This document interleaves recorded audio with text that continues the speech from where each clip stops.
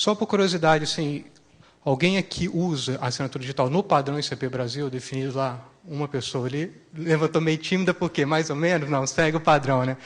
Excelente, tem aqui umas 4, 5 pessoas que já usam o padrão ICP Brasil, porque a gente ouve falar demais de assinatura digital. Eu vou até apresentar alguns conceitos aqui que, de forma equivocada, ainda são apresentadas, né? A confundir com assinatura eletrônica, assinatura digitalizada, né? E muitas vezes a pessoa até usa assinatura digital, mas usa assinatura digital não seguindo o padrão ICP Brasil. E tudo isso eu vou tentar comentar nessa palestra de maneira rápida e breve, porque a gente tem uma MP que diz exatamente o que tem validade jurídica e o que não tem. E, às vezes, sem saber, né, por desconhecimento técnico, a gente está usando a assinatura digital, mas a gente não está resguardado assim, juridicamente tanto quanto a gente imagina. Né?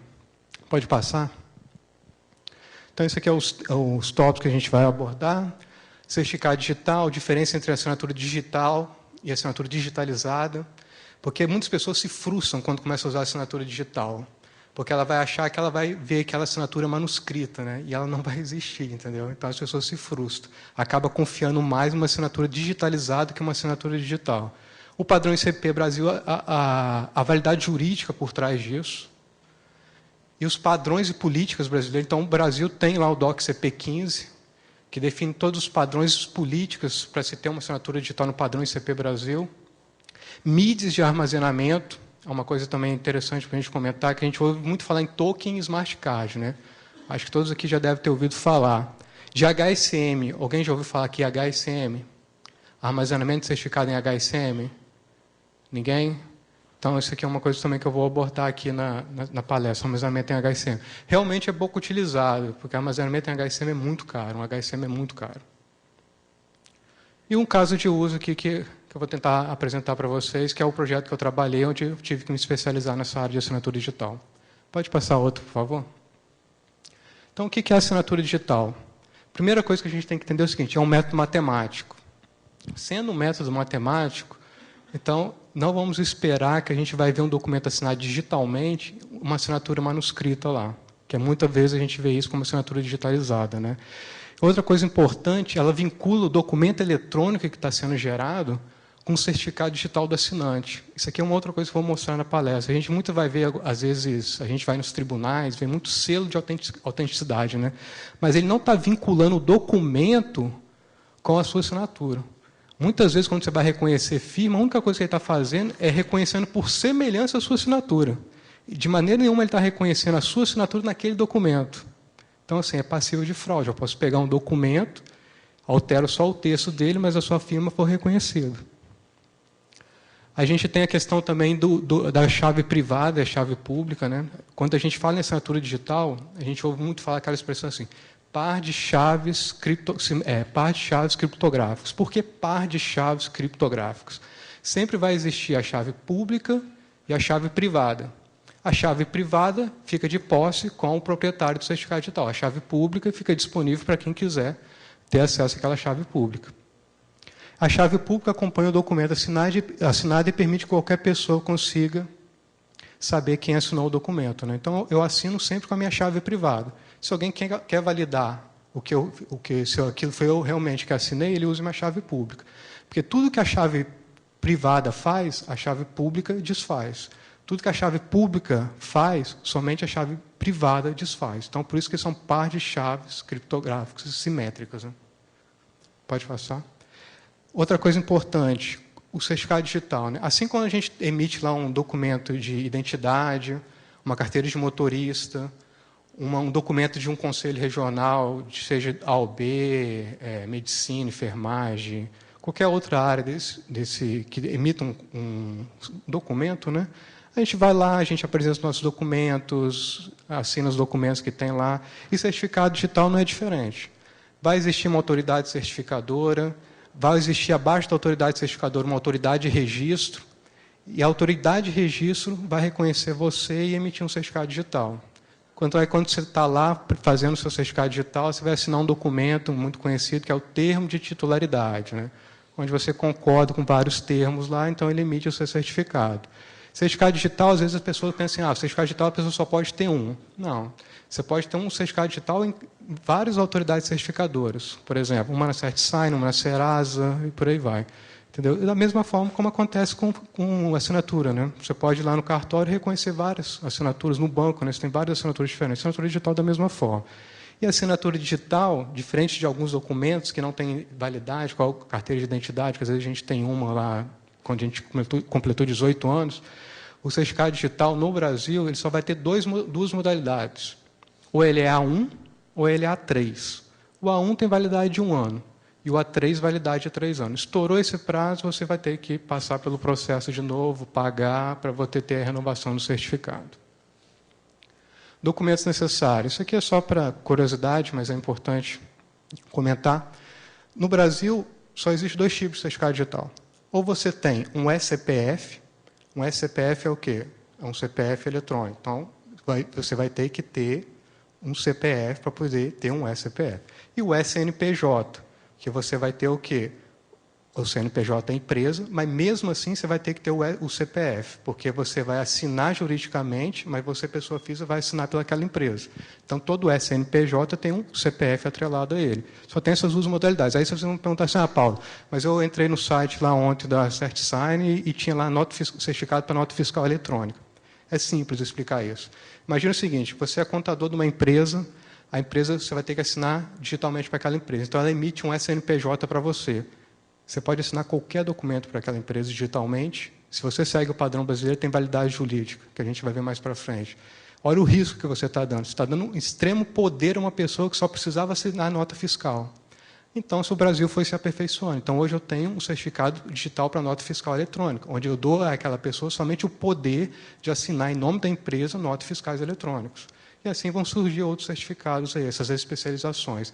Então, um documento com foto, uma carteira de identidade e comprovante de residência. Os outros são opcionais. Mas, basicamente, resumindo assim, se você tem uma carteira de motorista, só ela já resolve tudo. Porque a carteira de motorista tem validade de 5 anos, sua foto já vai estar recente, porque a foto tem que ter, no mínimo, 5 anos.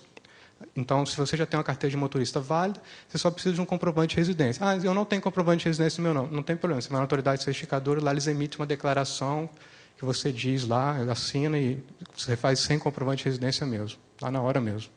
Pode passar. Aí o certificado digital, né? Para que serve o certificado digital? Toda assinatura digital, ela só existe porque existe um certificado digital para você. Mas o certificado digital não só existe para fazer assinatura digital. Ele existe para autenticação. Então, por exemplo, eu posso me autenticar na minha empresa com um certificado digital. Se eu tenho um smart card, né, que é um crachá que me identifica, ele pode ter ali um chip e ali dentro pode ter meu certificado. Eu posso plugar lá meu certificado, ele vai pedir o PIN lá, eu digito o PIN, ele acessa minha chave privada e valida que eu realmente sou eu. Ele proporciona a questão de sigilo. Então, por exemplo, eu quero mandar uma mensagem somente... Alguém quer mandar uma mensagem que somente eu tenho acesso. Ele criptografa aquela mensagem com a minha chave pública. O que foi feito com a minha chave pública, somente a minha chave privada desfaz. Quem tem a chave privada é eu. Então, ele assina com a minha chave pública e manda o documento para mim. Somente eu vou conseguir ler aquilo que ele mandou. Então, consigo sigilo. E permite assinar documentos eletrônicos, que é o que a gente está vendo nessa palestra. Aí começa a assinatura eletrônica e assinatura digital. O que a gente vê muito é isso, né? Um signpad, um gerador aleatório de senhas, assinatura digitalizada. A gente vê muito essas questões tecnológicas. E a gente vê muito isso, principalmente porque o Brasil é muito influenciado por tendências externas, né? Principalmente nos Estados Unidos. Quem já foi aos Estados Unidos, Canadá, e você vai lá, o que você vai assinar é signpad. Você não vai fazer assinatura em papel mais. Né? Você abre uma conta no banco lá, é tudo signpad. Porque lá existe uma lei específica para tratar isso. E eles reconhecem qualquer tipo de meio eletrônico, eles reconhecem como válido. Se houver alguma coisa inválida ali que ambos não concordem, aí é discutido na corte para verificar a validade daquilo, eles vão chamar um perito e por aí vai. Mas no Brasil já é diferente.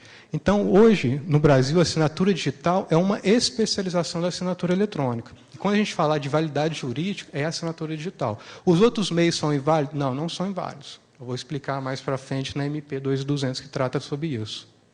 Pode passar. Então, olha só um exemplo. Isso aqui é um boletim eletrônico de ocorrência. Isso aqui a gente vê muito. Então, você, por exemplo, você teve um furto na sua casa, no seu veículo, você foi... Aí, antigamente, você tinha que ir na delegacia, fazer o BO, registrar, ir lá na seguradora do carro para dar entrada. Então, alguns estados já têm isso eletrônico. Você vai lá na delegacia eletrônica, faz o seu BO lá, e você recebe um e-mail lá, assinado pelo delegado lá da polícia. Logicamente, ele não assinou esse documento, isso é uma assinatura digitalizada que ele fez.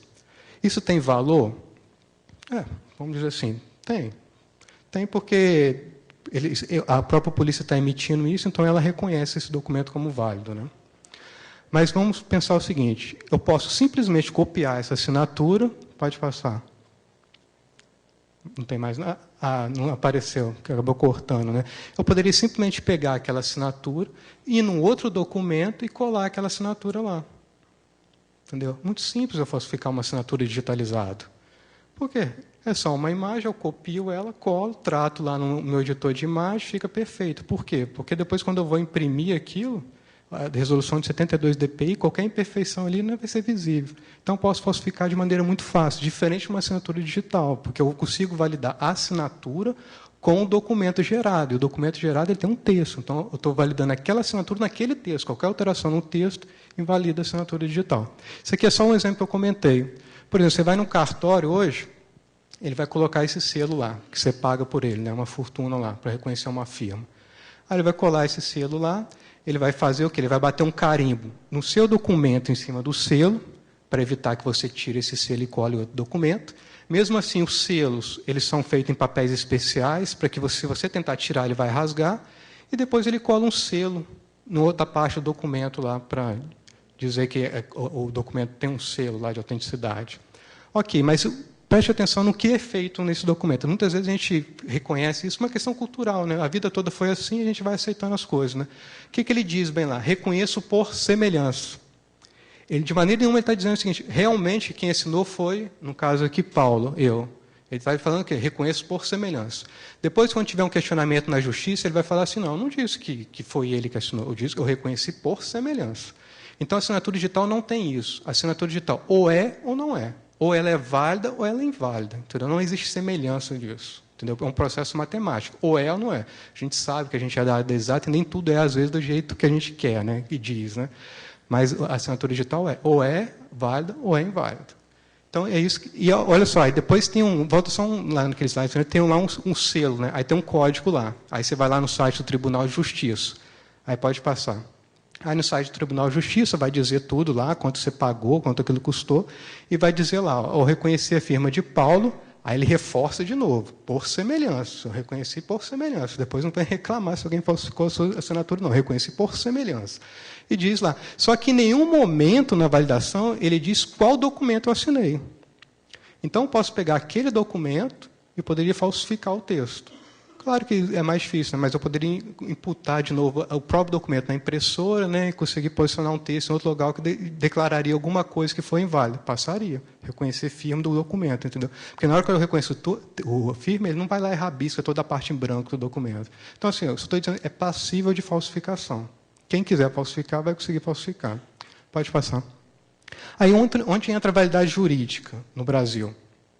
O Brasil, apesar de a gente falar de assinatura digital, muitas vezes a gente não vê isso na prática, em muitos locais no Brasil. Não é uma lei, é uma MP de 2001, que trata sobre isso. Só que essa MP de 2001 ela tem validade de lei hoje. Por quê? Porque existe uma outra lei que foi feita, a MP, que diz que todas as MPs que estavam em vigor, na qual ainda estava tramitando para se tornar lei, que tinham valor legal. Então, essa MP tem valor de lei hoje, apesar de ser medida provisória. E ela tem uma lei que tramita já há tempos, mas até hoje não foi aprovada, né? Então, e nessa lei, ela cria o que é chamado ICP Brasil. O que é ICP Brasil? É a Infraestrutura de Chaves Públicas Brasileira.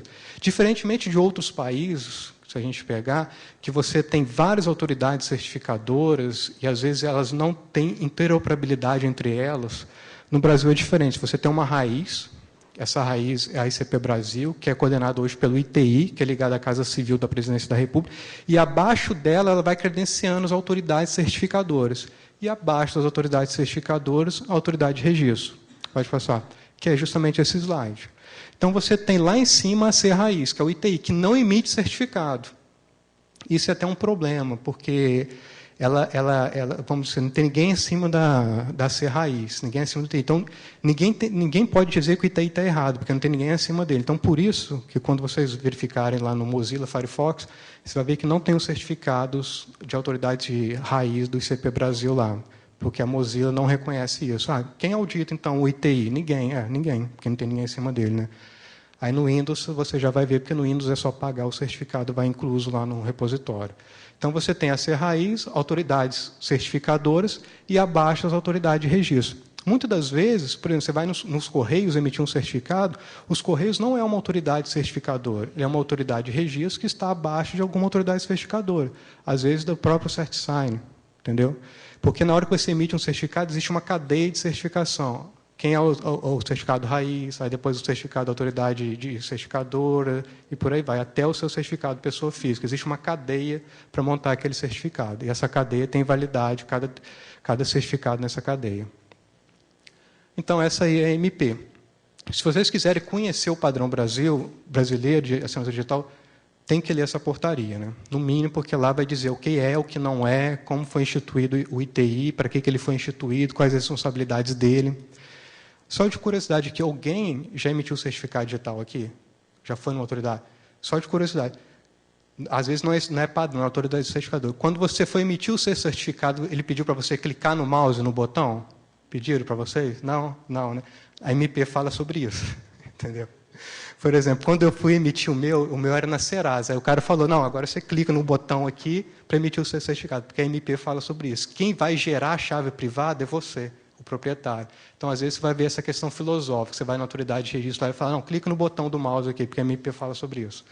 Então, do mais importante dessa MP, onde você vai fazer a separação do que é assinatura digital padrão ICP Brasil, sem o ônus da prova e com o ônus da prova, que a gente vai ver aqui para frente, é o artigo 10. É o artigo 10 que lá vai dizer a separação realmente do que é ICP Brasil, sem ônus da prova e com ônus da prova. Pode passar, por favor? Aí você tem a MP, ela vai instituir a infraestrutura brasileira, né, questão de certificado raiz, pode passar o que eu comentei. Aí entra lá o artigo 10. O artigo 10 eu quero detalhar aqui com vocês, deixa eu ver como é que está a questão do tempo, porque é o mais importante, e tem tempo ainda. É o mais importante, um dos mais importantes artigos dessa MP. Por quê? Porque ela vai dizer o seguinte: considera-se documentos públicos ou particulares para todos os fins legais os documentos eletrônicos que tratam essa medida provisória. Aí ele abre 2 parágrafos. Artigo 10, parágrafo 1º. As declarações constantes dos documentos em forma eletrônica, produzidos com a utilização de processos de certificação, disponibilizados pela ICP Brasil, então aqui está falando pelo padrão brasileiro, presume-se verdadeiros. Aí ela coloca uma coisa importantíssima aqui, presunção da veracidade.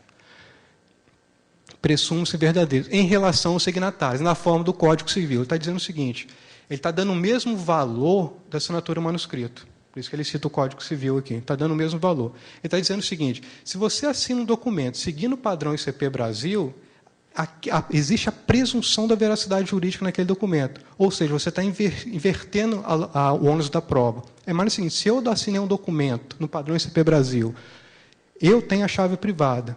Então, se depois eu fizer o não repúdio daquele documento, eu disser assim, não foi eu que eu assinei, não é a empresa que vai ter que mostrar que realmente foi eu que vou ter que provar que não fui eu. E mesmo que eu provo que não fui eu, é porque alguma coisa aconteceu. Exemplo, meu certificado foi roubado ou perdido. Qual é a minha obrigação? Revogar o certificado. Então, se eu não revoguei, a culpa é minha, não é da empresa. Entendeu? Então, essa é a questão importante. Por isso que, às vezes, é importante usar ICP Brasil, porque, às vezes, a gente está querendo usar lá a assinatura digital fora do ICP Brasil, não tem problema nenhum. Mas um dia que alguém entender, um advogado, alguém entender sobre isso e entrar contra a gente, aí a gente vai cair no artigo 2, que é perigosíssimo. Entendeu? O que diz o artigo 2? O dispositivo nessa medida provisória não obsta a utilização de outro meio.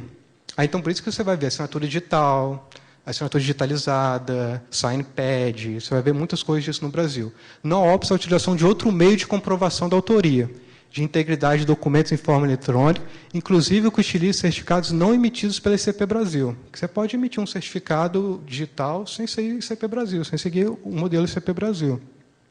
Desde que, aí é a questão importante, que Às vezes a pessoa quer fazer, então o artigo 2 diz que eu posso usar outro meio. Então, beleza. Não.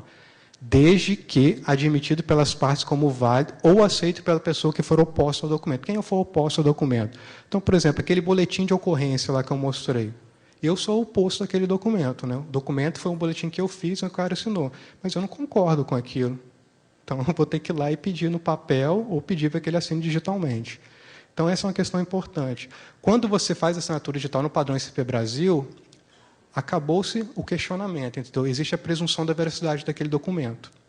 Se você faz no outro modo, sem usar certificado ICP Brasil, usando um outro meio de autenticidade, seja selos, seja assinatura digitalizada, as partes têm que concordar. Se as partes não concordam, então é melhor que você fique no papel, assinando ali no manuscrito mesmo. Então, isso é importante. E os padrões de assinatura? Isso é uma coisa também que às vezes pega. Às vezes o cara fala assim, não, mas eu estou assinando com certificado digital ICP Brasil, fui lá na CertSign e comprei. Tá, mas só isso não resolve. Tem que tomar cuidado com isso. Por quê? Porque existem os padrões de assinatura. E, basicamente, existem 3 padrões. O CMS, o XML e o PDF. O PDF é o PDF da Adobe mesmo, mas ela abriu, né? Então hoje é um padrão aberto e a parte de assinatura também ela abriu. O CMS você vai assinar qualquer tipo de documento, seja binário, imagens, né? Qualquer tipo de documento você pode assinar um padrão CMS. O XML você já vai assinar só XML. Então, por exemplo, você vai assinar uma nota fiscal eletrônica que é padrão XML, melhor você assinar com XML mesmo. E o PDF é você assinar um PDF mesmo, você colocar a assinatura dentro do PDF. Por que as pessoas gostam tanto de assinar PDF? Porque quando você dá 2 cliques lá no documento, ele abre no Adobe, por exemplo, aí aparece lá, documento, assinar digitalmente, né? Ele consegue reconhecer a sua assinatura. Né? Se você assinar um XML desse, muitas vezes não. Você vai ver lá que existe um bloco, né? Uma tag lá XML com a sua assinatura digital, mas você não consegue ver. E essa parte visual do Adobe, né, do leitor de PDF que reconhece a assinatura digital, dá aquela impressão assim, pô, o documento agora é assinado digitalmente, tal, porque você não vai ter assinatura manuscrita, né, vai aparecer uma barrinha lá. Então as pessoas gostam muito de PDF. Só que aí tem um problema, pode passar. No Brasil, não existe um padrão PDF. No Brasil só vai existir o CADES, o CMS ele se chama CADES, e o XML de SIG ele se chama CHADES. Não existe a associação do PDF no modelo brasileiro. Está em discussão no ITI a criação do modelo PADES, que vai ser assinatura em PDF. Por enquanto, ele não existe. Então, por exemplo, você pode fazer todo o processo de assinatura digital lá, ok, com o certificado, mas aí você recebeu no PDF, está fora do padrão brasileiro. Por incrível que pareça, mas está fora. Então, pode fazer isso, é a associaçãozinha, né? Pode passar. Então, o CMS vai virar o CADES. Não, volta lá, pode voltar, porque eu pensei que tinha setinho. O CMS vira o CADES, não pode, a outra mesmo. Isso. O XML de SIG vira o CHADES, e o PDF não existe uma associação ainda pelo DOC, porque existe o DOC CP15, que aí ele tem todas as versões, 01, 02, 03, que vai definindo todas as políticas e padrões de assinatura. Não existe nenhuma que trata ainda do PDF, porque ainda está em discussão no ITI. Pode passar.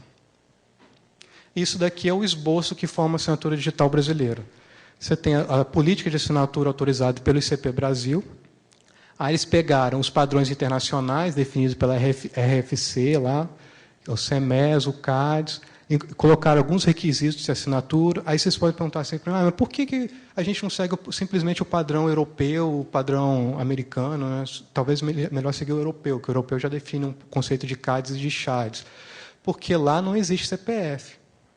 Então, no Brasil, tem o CPF, tem o CNPJ. Então, precisa incorporar isso, que são os requisitos mínimos da política de assinatura ICP. Então, tem que dizer que o certificado no Brasil tem que ter um atributo chamado CPF, tem que ter um atributo chamado CNPJ, tem que ter um atributo chamado, acho que tem PIS, da Conectividade Social da Caixa.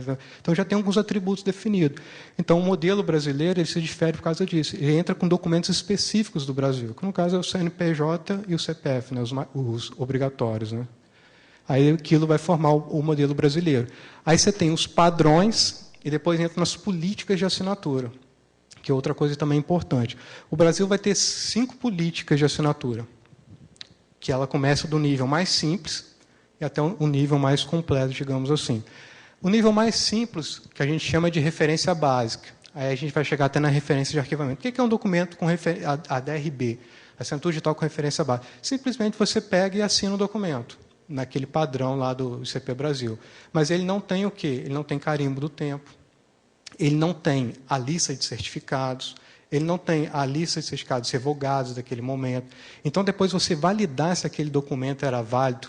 Por exemplo, você assinou o documento no ano 2000, vamos supor, né?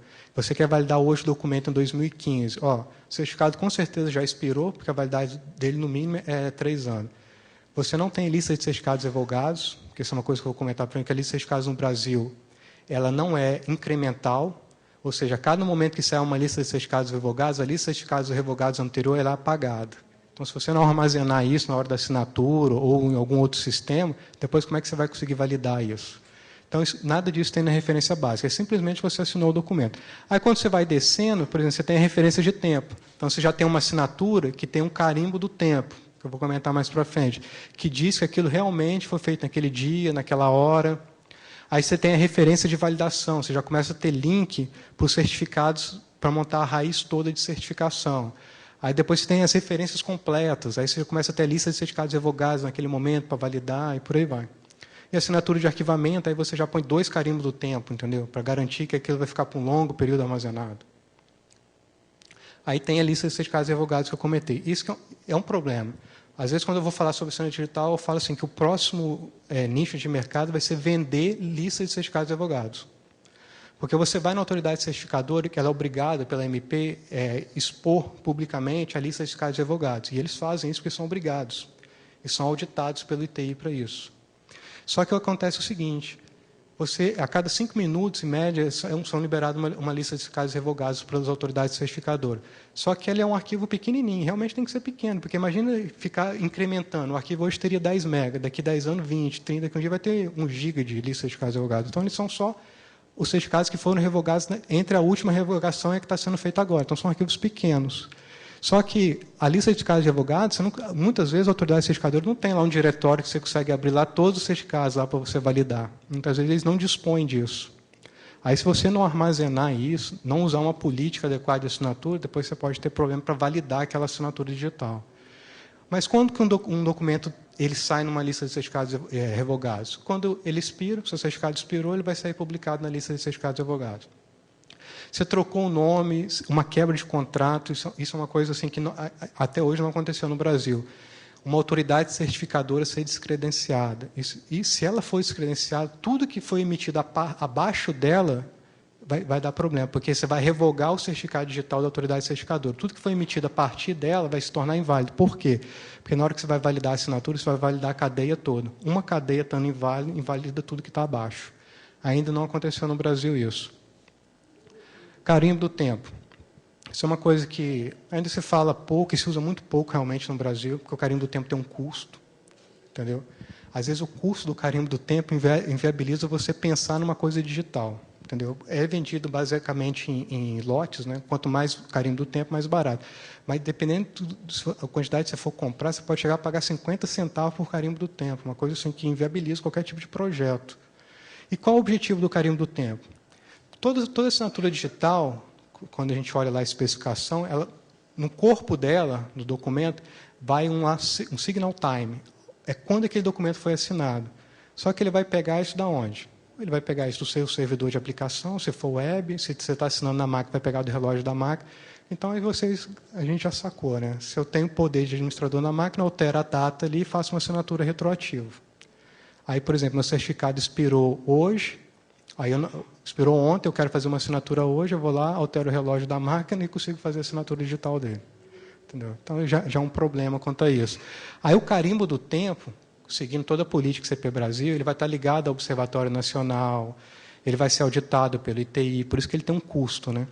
Na hora que você assina o documento, ele pega o signal time, põe lá, aí, por exemplo, vai colocar o signal time, lá você voltou o relógio da máquina, vai colocar o tempo que você colocou lá.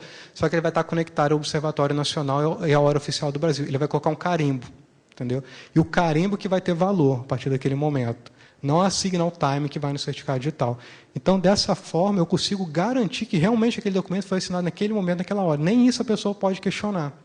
Por isso que também definir a política de assinatura que vai ser utilizada é importante.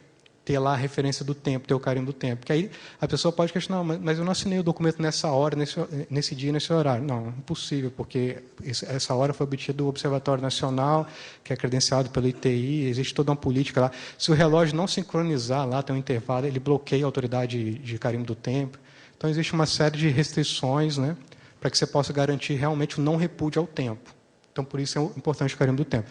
Só que tem esse problema do custo. Então, muitas vezes, a gente vai ver assinaturas de referência básica ainda no Brasil. E isso daqui é o cronograma de tempo. Então, você tem a C raiz. A C raiz também ela tem uma validade. Por que tudo tem validade? Porque isso é um processo matemático. Um processo matemático, com o tempo, o algoritmo vai ser quebrado. Então, por exemplo, antes de 2013, o Brasil usava para gerar o resto do certificado digital o algoritmo SHA-1. Só que, a partir de 2013, todos os certificados no Brasil são gerados a partir do SHA-256. Se você pegar, por exemplo, alguns certificados da GoDaddy, que são emitidos nos Estados Unidos, alguns já são SHA-512. Quanto maior, né, SHA-256, 512, maior é a chave de hash criptográfico. Então, mais difícil você conseguir quebrar aquela chave. Então, no Brasil, começou-se a usar o SHA-256 a partir de 2013. Mas por que só a partir de 2013? Porque eu não posso chegar agora e falar assim, não, vamos usar a partir de hoje o SHA-512. Não, tem que fazer uma política, porque aquele certificado da raiz tem que expirar, aí todos que estão abaixo dela têm que ter expirado antes dela, porque se eu expirar a autoridade certificadora raiz, antes de expirar os filhos, o meu certificado que eu comprei, que está em validade, vai se tornar inválido. Então, por isso que isso demora, entendeu? Às vezes você faz uma escolha de usar o algoritmo SHA-512 hoje, mas eu vou usar ele daqui a 20 anos, porque geralmente a autoridade certificadora raiz, o certificado é de 10 a 15, 20 anos. Aí abaixo dela tem as ACs intermediárias e por aí vai. E tudo isso tem prazo de validade, né? Então, por isso que é importante você ter o carimbo do tempo ali, porque o carimbo do tempo vai marcar que realmente aquilo foi feito naquele tempo. Não importa se foi expirada a autoridade certificadora depois, entendeu? Porque não haverá questionamento quanto a isso, porque você tem um carimbo do tempo que te garante que aquilo realmente foi feito antes daquele certificado ter sido suspenso, revogado, por aí vai. Pode passar. Mídias de armazenamento. Isso é uma coisa também interessante. Pode passar. Ah, não abriu. Você consegue colocar o PDF? É por causa que o arquivo acabou abrindo errado? Não está aparecendo. Abre o PDF, que aí no PDF vai estar lá. Desce, escolhe isso, excelente. Ó, mídia de armazenamento. Geralmente, você vai numa autoridade certificadora hoje no Brasil, ele vai te oferecer o quê? O token ou o smart card. Geralmente, a pessoa vai escolher token. Por que a pessoa vai escolher token? Porque o token ele é uma porta USB, né?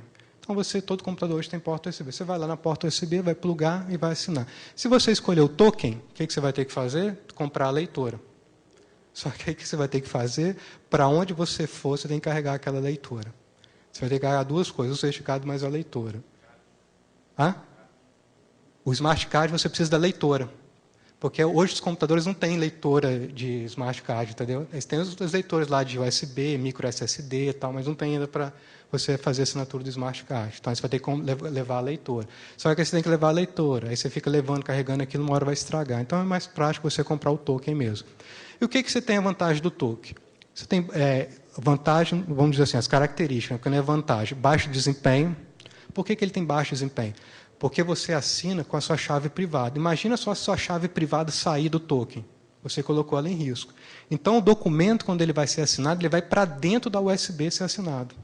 Quando ele vai ser assinado com o smart card, o documento vai para dentro do smart card para ser assinado. Então, por isso que você tem baixo desempenho. Você tem falta de mobilidade, que é essa que a gente acabou de comentar. Tokens se tornam obsoletos, se tornam. Então, até que existe um laboratório lá que fica homologando os tokens no Brasil. Você vai ver lá que vários tokens hoje não são homologados. Por que eles se tornam obsoletos? Porque, às vezes, ele é quebrado. Às vezes, a pessoa consegue acessar ele, hackear, vamos dizer assim, e tirar sua chave privada de lá dentro. Portabilidade, drive, isso aqui nem se fala, né? Hoje, se você estiver usando token, a maior parte dos tokens hoje só sai com drive para Windows. Sem rastreabilidade de uso, né? Não existe rastreabilidade. Assim, o programa não gera log. O fulano de tal assinou o documento no dia tal, horário tal, o documento tal. Não tem isso. Os softwares não se preocupam com isso. E a vantagem é que você fica com a posse, né? Vamos dizer posse, que não seria a expressão certa, né? Você fica com porte da chave privada, porque ela é física, está no token, está no smart card, você carrega. Em cooperação ao HSM. A HSM você tem um alto desempenho. Só para você ter uma ideia no exemplo do projeto que a gente trabalha lá, o HSM que a gente tem faz 40 assinaturas por segundo. 40 assinaturas por segundo. Com SHA-256. Então, você tem um hash criptográfico maior. Você tem mobilidade e portabilidade. Por que mobilidade e portabilidade? Alguém já fez assinatura digital no celular? Raramente. Porque como é que você vai colocar o token ali no celular? Aí você vai ter que ter aqueles gadgets para habilitar uma porta USB. Então, você não tem mobilidade para fazer isso com tokens mastigados. Com HSM, você faz isso. Rastreabilidade sobre o uso, o HSM loga tudo. Qualquer coisa que ele assinar, você entra lá na interface do HSM e te dá tudo lá que foi feito. A diferença é o porte físico da chave. Isso eu gosto até de comentar do porte físico da chave, porque quem tem acompanhado as discussões do ITI, vai ver que teve em 2012 o ITI emitiu uma nota pública dizendo que a HSM não tinha validade jurídica. Ele fez isso. O ITI fez. Só que ele errou. Assim, eu posso até falar com propriedade, porque ele fez isso porque a Prefeitura de Vitória estava fazendo. Então, quando eles questionaram a Prefeitura de Vitória na época. Eles disseram que não tinha validade jurídica. Só que quando eu fui questionar o ITI sobre isso, eu falei o seguinte, não, o SNPJ você pode pôr no HSM, você não pode pôr o SCPF. Só que a partir desse momento começou uma discussão filosófica. Por quê? Porque o SNPJ e o SCPF são as mesmas coisas. A diferença que o ITI falava é o seguinte, o SNPJ você pode pôr porque a empresa comprou para o funcionário, então você pode pôr no HSM da empresa. Mas a estrutura dele é a mesma coisa. Dentro do SNPJ tem o CPF. Então é a mesma coisa. Se eu posso fraudar, ele dizia que eu poderia usar o HSM para assinar por ele. Então, da mesma forma, eu posso assinar por ele em nome da empresa. A fraude seria a mesma, entendeu? Aí teve a discussão, tudo isso do ITI, depois ele emitiu, em 2014, uma nota reconhecendo aquilo que ele tinha feito de forma equivocada, e disse, esquece isso tudo que eu falei, de validade, não tinha validade jurídica, o HSM está válido, pode usar, pode emitir certificado SCPF nele. Pode passar. Por que levantou essa discussão no ITI? Simplesmente por causa do artigo 6, parágrafo único. O problema, muitas vezes, da lei no Brasil é a forma de interpretação, né? Às vezes tem várias formas de interpretar, às vezes ela é ambígua na lei, entendeu? Então traz as brechas. Mas eles questionavam justamente no parágrafo único do artigo 6, que diz o seguinte, o par de chaves criptográficas será gerado sempre pelo próprio titular. Então, por isso que eu fiz aquela brincadeira aqui, onde você foi lá e emitiu o certificado se você clicou com o dedo do mouse. Então, por exemplo, conhecendo a lei agora, quando você for gerar lá, se ele não pedir para você clicar no mouse, você fala assim, esse certificado está inválido, eu quero outro. Você não seguiu o artigo 6, parágrafo 1º. O par de chaves criptográficas será gerado sempre pelo próprio titular. Titular é você. Se você não gerou sua chave privada, por mais que você não sabe o que o software está fazendo lá por trás, mas se você não gerou, não clicou no mouse, está invalidando o parágrafo 1º, artigo 6.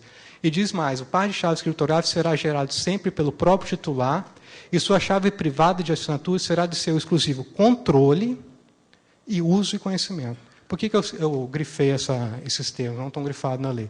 Porque ele fala exclusivo controle. A discussão que levantou no ITI falava de posse. Falava assim, não, que a lei fala posse.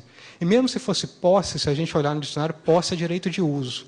Então, na verdade, quando eu armazeno um certificado no HSM, eu estou criando um compartimento para ele, estou dando a ele o direito de uso.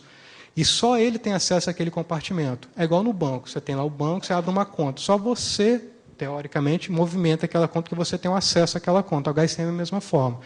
Então, eles estavam interpretando a lei dessa forma.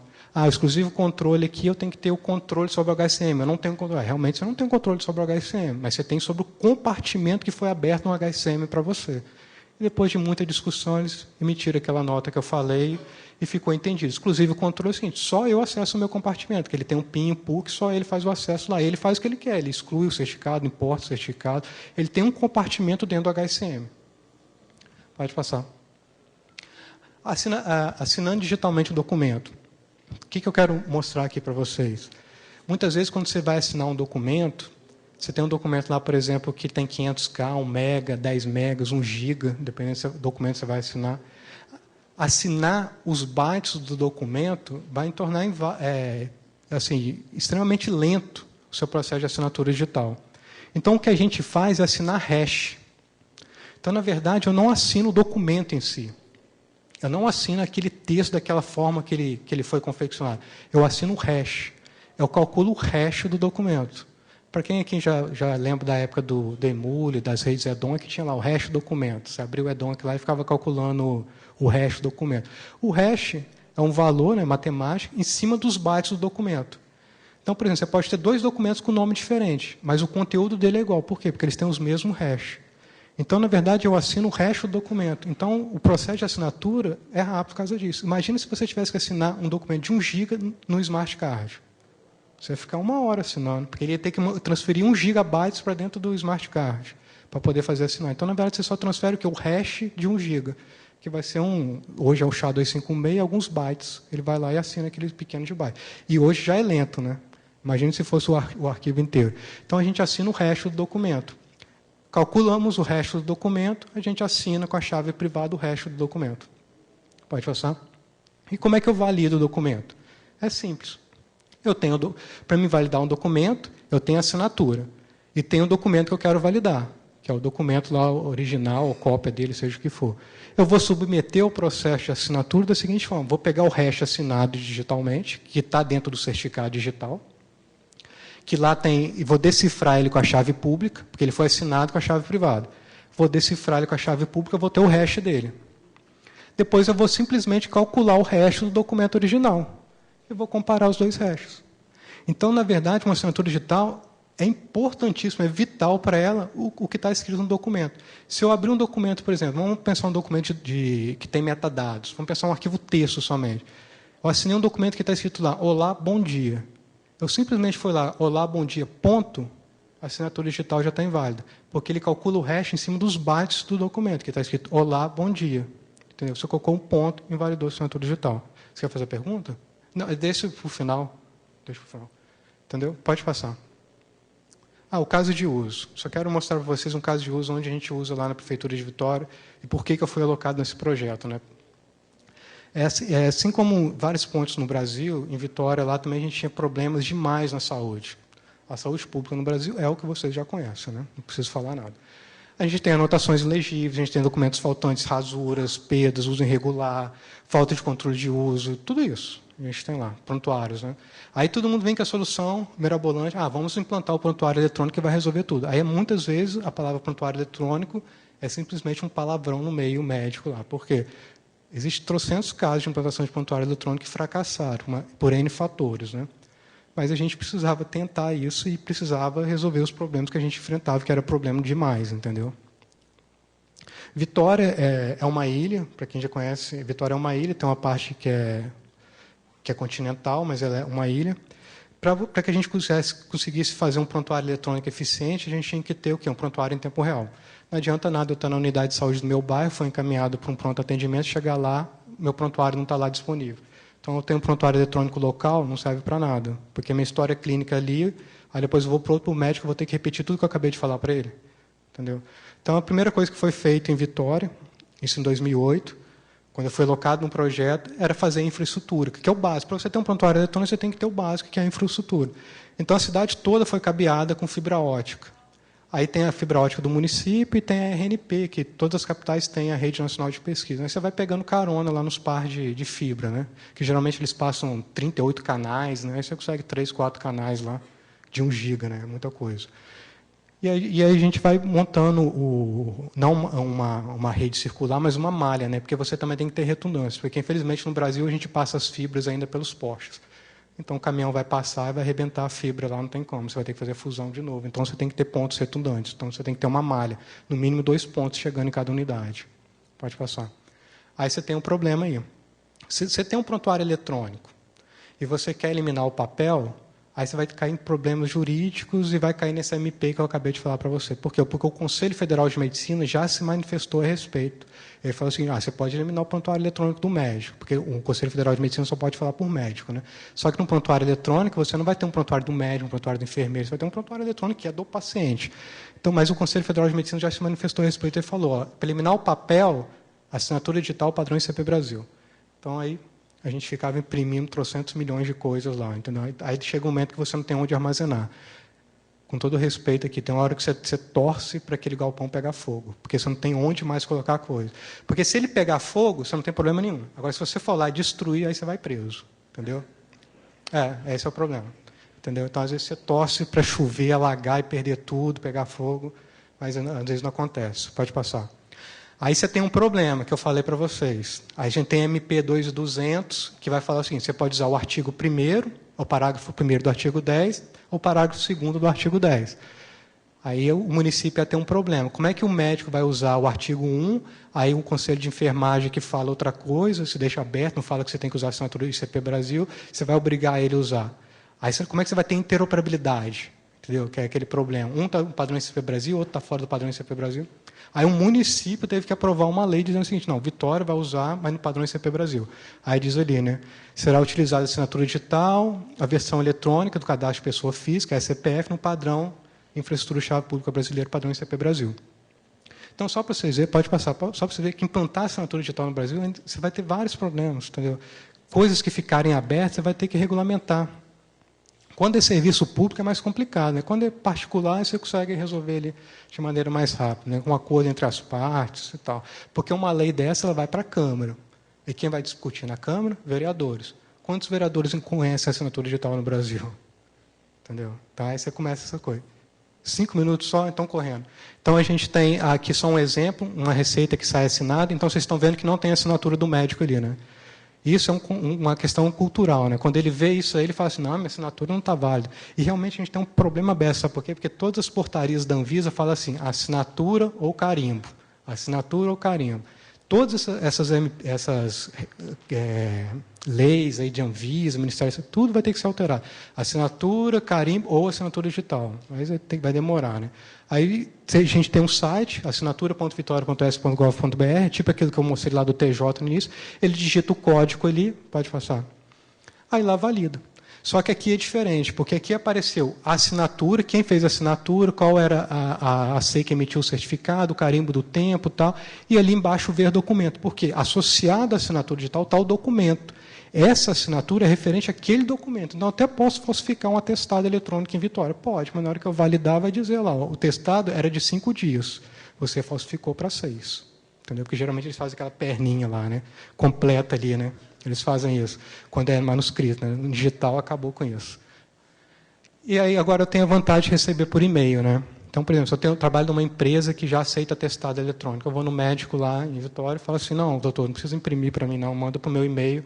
Ele manda para o e-mail ali, eu já copio para o e-mail da empresa, aí já chega lá o atestado eletrônico, ele só clica lá no link e acessa o atestado do paciente.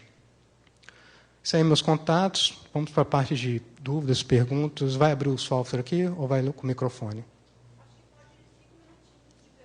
5? Tá.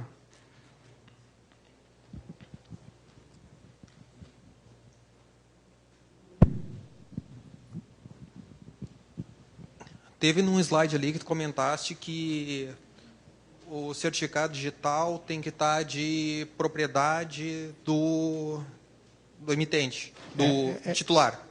Mas é aquilo que eu comentei na MP, né? Tá, ok.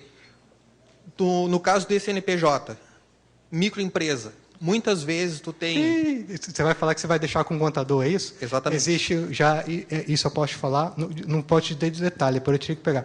Já tramitou no Tribunal de Justiça isso e já foi perda de causa. Entendeu? A pessoa deixou com o contador assinou uma coisa irregular, ele ficou com ônus e responsabilidade, porque o TJ reconheceu a validade da MP, dizendo você entregou a chave privada para ele porque você quis. Estava no toque, ele entregou para o contador. Entendeu? Você já tramitou no TJ e já foi dado perda de causa para a pessoa que questionou isso, porque ele fez irregular. E realmente é um padrão no Brasil. A pessoa tem que assinar a nota fiscal, fazer a Receita Federal. Ela simplesmente vai lá, faz uma assinatura digital e entrega para o contador. Se ele precisar em outro local, ele faz outra para ele. Entendeu? Então, isso é uma coisa que já foi resolvida no Brasil. Entendeu? Com relação àquilo que você falou do PDF, no Brasil ainda não ter... Uma regulamentação. Regulamentação sobre isso. Então, você quer dizer que, juridicamente, o PDF assinado não está valendo no Brasil? É questionável. Eu estou falando o seguinte, ele é questionável. Questionável, justamente, questionável. Tá. O problema é que muitas pessoas não querem que há problema com isso, né? Mas ele é questionável. Exemplo, eu fui num congresso e a empresa mandou para mim o certificado assinado digitalmente em PDF. Eu mandei para ela, não, eu quero assinado em padrão CADES. Aí realmente ela foi e mandou em padrão CADES para mim, entendeu? É questionável. Eu pergunto porque a maioria dos órgãos públicos, eu trabalho no Ministério Público Federal e a Justiça Federal, ambos utilizam PDF assinado, então isso para mim é uma surpresa. É questionável. A única coisa que, se você trabalha no tribunal... Não, no Ministério Público. No Ministério Público. O que você pode olhar é que, às vezes, esses órgãos, eles criaram legislações internas. Teve um tribunal, acho que foi no Nordeste, uma coisa tipo, que estava assinando sem carimbo do tempo. Aí o juiz só deu uma canetada e falou, reconheço a validade jurídica de todos os documentos emitidos a partir de até 1/1/2014, porque a partir de 1/1/2014 eles começaram a usar carimbo do tempo. Então, às vezes, esses órgãos fazem isso. Então, emite regulamentações internas que falam assim, não, reconheço e dou validade sobre aquele documento. Só que você tem que tomar cuidado com o artigo 2º, o oposto. Quem é oposto ao documento? Se eu, pessoa, sou oposto daquele documento, então eu tenho que concordar com aquilo. Se eu não concordo com aquilo, isso é questionável perante a justiça. Entendeu? Opa, meu nome é Bruno, eu também trabalho na análise de sistema de saúde. Um problema que a gente se deparou quando a gente pensou em prontuário eletrônico foi a questão da preservação da informação do prontuário a longo prazo. Hoje, o CFM diz que o papel é 30, 20 anos. Era 30, virou 20, hoje está assim. A lei, do jeito que foi feita, diz que a informação eletrônica tem que ser preservada eterna. Né? O carimbo do tempo também expira. 10 anos, mas expira. Isso não, a Justiça não vê isso ainda hoje, porque a assinatura digital recém tem 10 anos, então vai começar a expirar agora. Num sistema onde cada vez mais a complexidade na saúde só aumenta, você tem mais exames, com maior coleta de informação, precisando protocolar tudo e preservar isso a médio e longo prazo, ad eterno, a complexidade e o custo operacional disso vira exponencial. Como é que vocês pensaram nisso? Assim, eu não tenho uma solução mágica para isso. O que eu posso resumir para você é o seguinte. A lei, para resolver esse problema do arquivamento eterno, tramitou no Senado, na Câmara, e foi vetada pela presidente Dilma, que ela vetou exclusivamente. Ela aprovou uma lei que não tem valor nenhum, porque a parte mais importante da lei era o seguinte: documento assinado digitalmente, um padrão ICP Brasil, pode ser descartado o físico. Era um problema que a gente tinha com os documentos físicos. Ela não vetou isso. Então, por exemplo, o físico hoje eu tenho que ficar armazenando. Eu consigo resolver o problema daqui para frente com o digital. Aí você me pergunta sobre o digital. O digital a gente vai ter vários problemas. Você falou que o carimbo do tempo expira. Eu digo mais para você. Um algoritmo de hash, ele pode ser quebrado. Também, né? Quando ele for quebrado, aí tudo aquilo pode viabilizar. A única forma de resolver isso, sabe como é que é? Você carimbar e assinar o documento de novo. Só que você carimba e assina ele de novo, não mais com a chave privada do emitente do documento, com uma assinatura, por exemplo, emitida pela própria empresa, por exemplo, o CNPJ da prefeitura. Porque a partir do momento que eu assino e carimbo aquele documento de novo, eu digo que a partir daquele momento, aquele documento não sofreu nenhuma adulteração, entendeu?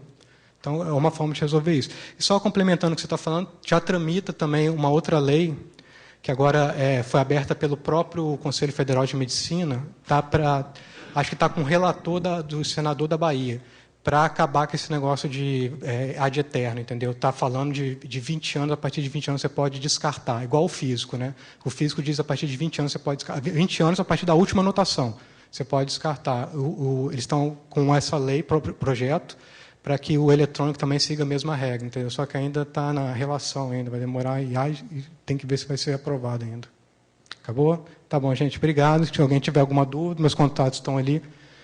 Tá bom. Abraço.